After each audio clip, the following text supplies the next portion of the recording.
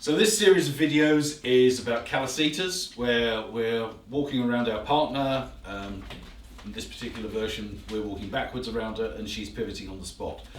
Previous two videos have introduced the basic version and then introduced a forward projection and some body spiral from the follower. So go and watch those now if you haven't already.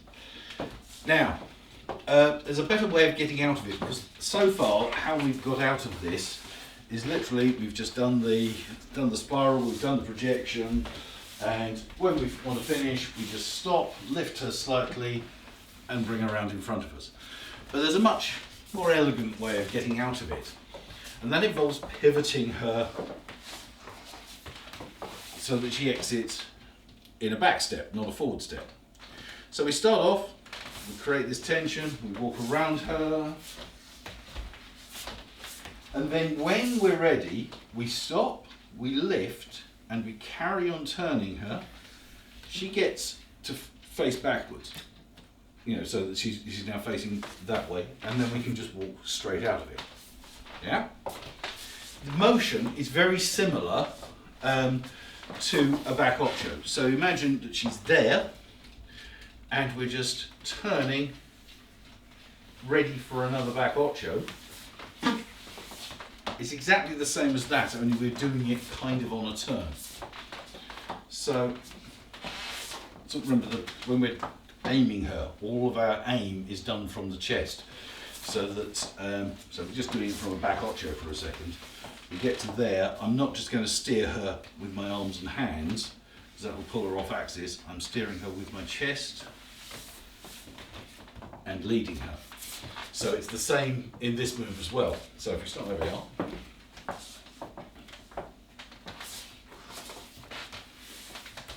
Back into the cicada.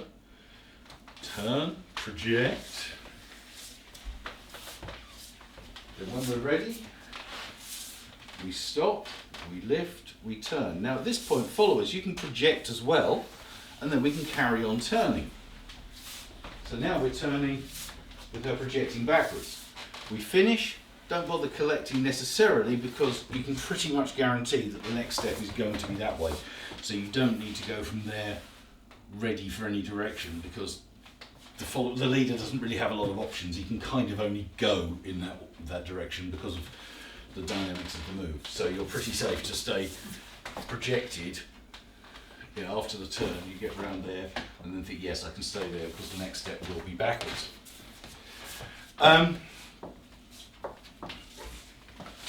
Extending that, you can do that change of direction for her whilst you're still turning.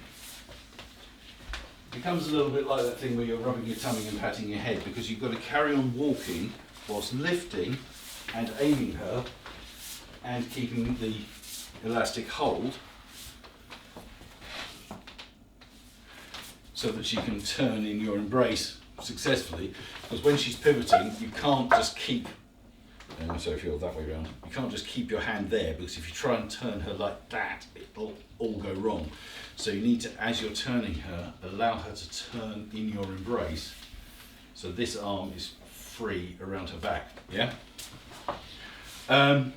So yes, so followers, you've then got this option to be able to either project straight back or to cross a little bit to create a little bit more dynamics. So it looks like it's almost being pushed forwards.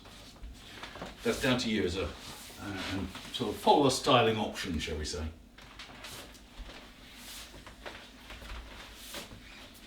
So we lift, we turn.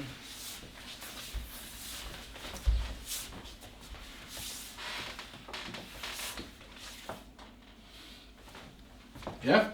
Now we see, when you see this move demonstrated, you sometimes see people do a really deep projection when they're doing the back step, a bit beyond the scope of what we're trying to do here, but you will see that variant as well.